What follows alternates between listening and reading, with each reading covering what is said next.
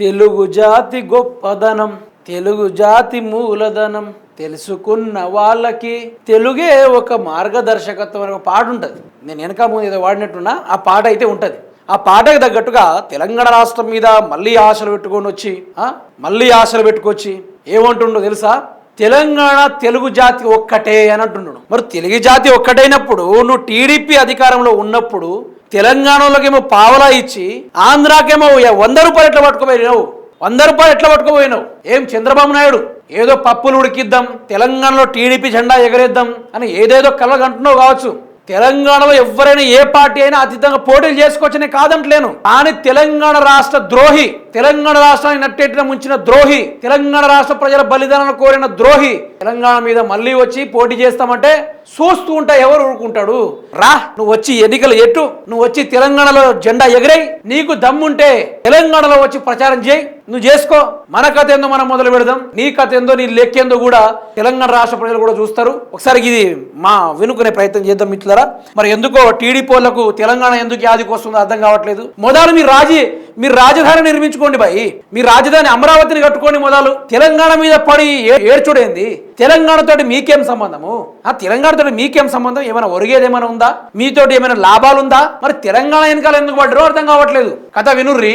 తెలుగు జాతి ఒక్కటే. టీడీపీ పుట్టిందే తెలంగాణలో. తెలుగుదేశం ఆవిర్భావం తర్వాతే ఈ గడ్డపై సామాజిక న్యాయం. ఏపీ ముఖ్యమంత్రి చంద్రబాబు బక్కరి వ్యాఖ్యలకు కొనసాగింపుగా తెలుగుదేశం అధినేత మాటలు. తెలుగు జాతి అంతా ఒక్కటేనని ఏపీ సీఎం చంద్రబాబు సెలవిచ్చారట.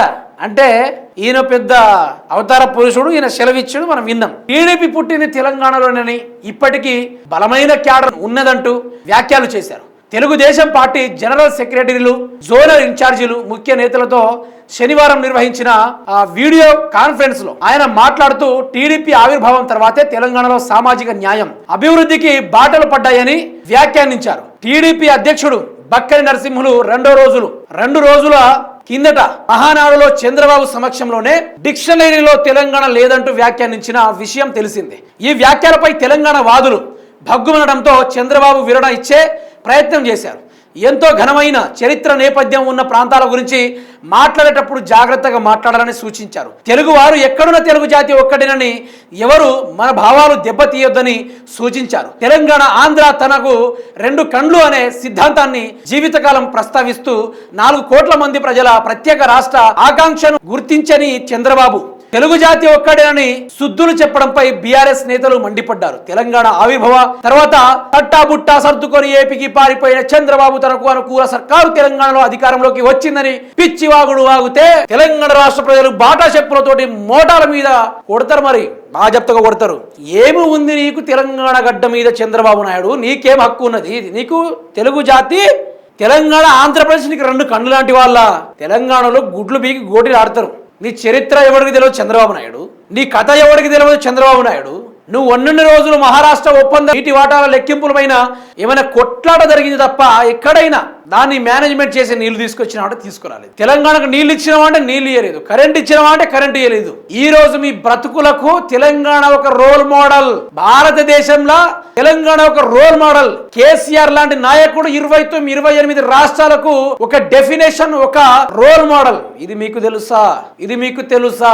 24 గంటల కరెంటు భారతదేశంలోనే ఉన్న నరేంద్ర మోడీ తోటి కాలేదు, అటువంటి కేసీఆర్ తోటి అయ్యింది. రైతు బంధు ప్రపంచ దేశాలు ఇప్పటిదాకా ఇచ్చే మొగోడే లేడు. 2 సీజన్లు రైతులు అడగక ముందే వాళ్ళ అకౌంట్లో టెంగు టెంగు అని మోగించే ఏకైక చరిత్ర గల నాయకుడు కేసీఆర్.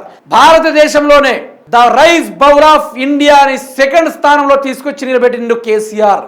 భారతదేశంలోనే water conservation dam, check dams, water supplement mission Bhagiratha, mission Kakatiya అని ప్రపంచ దేశాల్లో ఎవరు చేయని విధంగా కేసీఆర్ చేసిండు. అది కేసీఆర్. ప్రతి ఒక్కరికి రోల్ మోడల్ కేసీఆర్. మీరు చేయడానికి ఏం లేదు తెలంగాణలో, మీరు చేయడానికి ఏం లేదు, దోచుకోవడం తప్ప. దోచుకోవడానికే ఈ డ్రామాలంతా. చంద్రబాబు నాయుడు గారు, మీరు ఏదో అనుకుంటారు కానీ మీ పప్పులీడ ఉడకవండి.